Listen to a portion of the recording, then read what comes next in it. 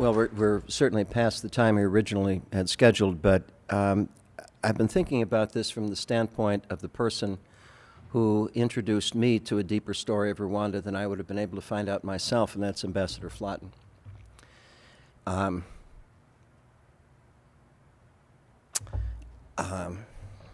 is a bit emotional because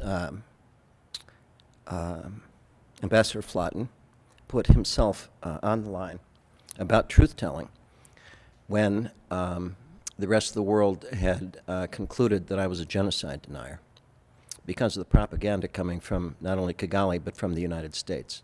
And actually, it was the CIA that had me in custody in Rwanda, not the Rwandan government, because the U.S. Embassy had reports that I was going to be arrested the night before I was arrested, and they didn't tell me. So it wasn't a completely Rwandan operation that had me in prison in Kigali. But I'm imagining, knowing Bob as I do, that the great hopes and the great work that he had put into the Arusha Accords process. I'm paying you for inviting me here. Thank you. I'll take it. For nearly 4 years of his life, Bob put everything he had into making the Arusha Accords process work. He tried to warn all parties of what was coming after the Burundian tragedy. And then he went to the State Department and worked 24 hours a day during the genocide, trying to make sure that things kept on track the best he could. And now the information that's coming out is also beginning to explain how difficult it was to accomplish what his goals were, not because of his shortcomings, but because of issues beyond what people were wrestling with at that time. And I'm hoping it'll favor us and the people watching with your thoughts about having been through this experience now, that I hope puts the kind of truth and reconciliation on the agenda that you worked so hard for these many years ago back on the agenda. And maybe we could have a few comments from you before we close. Speaking the truth is a lot harder for somebody like Dale and Paul, who are threatened by it personally, physically, as well as emotionally, than it is for an outsider. But I believe that if we are going to help in any way overcome the kinds of animosities which have led to murders, we have to speak to each other in truth and hope that that will lead us to be able to get along in some reasonable way together.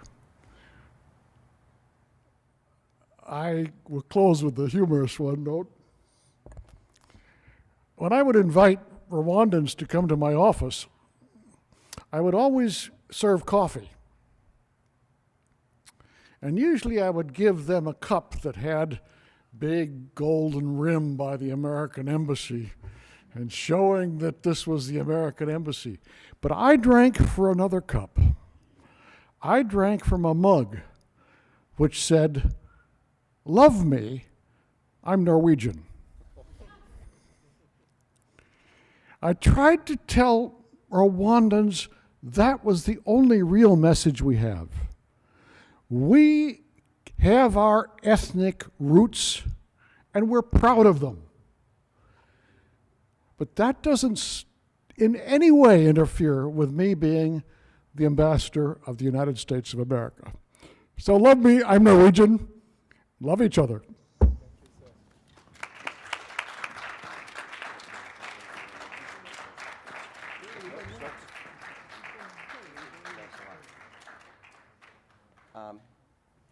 I've got a few, just one remark in closing, and then we'll be available to talk. This event was put together very quickly. It's broadcast to the world because its intention is not to affect just people's thinking here in St. Paul, Minnesota, but to affect people's thinking worldwide. What we now know is that the entire story told about how the Rwandan genocide came about was a manufactured story created in the Rwanda Tribunal by the United States financed by the United States, and we in the United States have a responsibility for straightening this out. What's going on in Africa now is a tragedy, and it's going to continue as long as U.S. foreign policy is not in the hands of people like Bob Flotten, but is in the hands of people like those who run the State Department, or in the Pentagon, rather. And right now we have an outsized foreign policy based on a State Department that has about the same budget as the military bands do in the Pentagon, within the Pentagon. We've got a big struggle.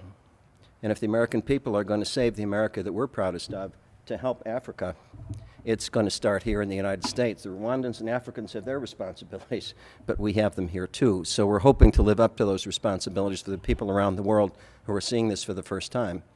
But we will not stop, because truth is the only way that reconciliation is possible, and it's the only way we can build our nations. And I want to thank all of the gentlemen who came here tonight to help do this, because this is just the beginning. As Paul told us earlier, his coalition, his campaign is going on Truth and Reconciliation. We have the truth because we have the documentation, and in the long run, I think we will prevail.